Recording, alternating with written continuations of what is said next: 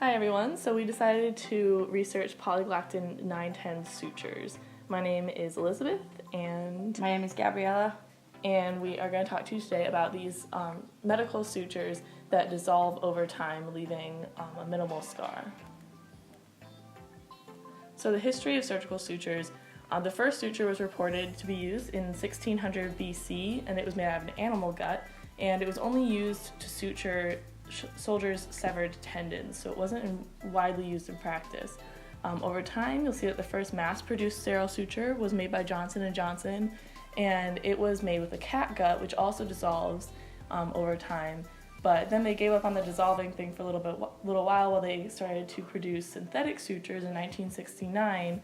That was when the first proline polypropylene suture was invented. In 1974, we came back to the dissolving sutures when Vicryl sutures mass-produced the first synthetic suture that can be naturally absorbed into the skin. And recently, we're having more success with knotless sutures. This is a suture that has barbs on it that will stay in the skin without a knot, producing more minimal scars than there are now. And going to the future, there'll be laparoscopic suture devices, not requiring the surgeon to no longer tie knots in the sutures. It'll just be done by a machine. So how a suture works, it holds full tensile strength for approximately 2 weeks. So after the surgery is performed and the medical professional puts the sutures in, it will be as strong as a non-absorbable suture for about 2 weeks. And then it begins to break down and absorb into the skin through hydrolysis. And it produces little skin interaction and irritation as it does this, so you won't see your skin reddening or swelling as it's starting to break down. You'll just see the sutures beginning to disappear.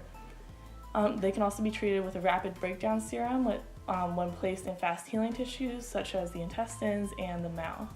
Here you'll see some electron microscope images of the sutures. The image on the left is a suture at day 1 immediately after being placed into the patient, and then the suture on the right is on day 3, and you'll see that tissue has started to grow around the suture, and the suture will begin to break down and lose integrity over the next 2 or 3 weeks. So these sutures are made of copolymers that are made of 90% glycolide and 10% L-lactide. The coated sutures, the coating is 50% copolymer of lactide and 50% galactide with a calcium stearate. The calcium stearate is a salt of calcium and stearic acid. Calcium stearate is a non-toxic acid and non-irritant carboxylate of calcium, and it's one of the most commonly used metallic stearates for industrial and commercial applications. It's produced by reacting stearic acid with calcium oxide. Most of the calcium stearate produced is used in rubber and plastic industries as a lubricant and as an anti-caking in rubber processing.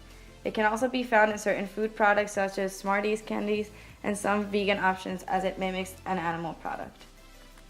You'll see here we have our works cited, and we'd like to thank you for joining us today while we talk about our Polyglactin 910 sutures.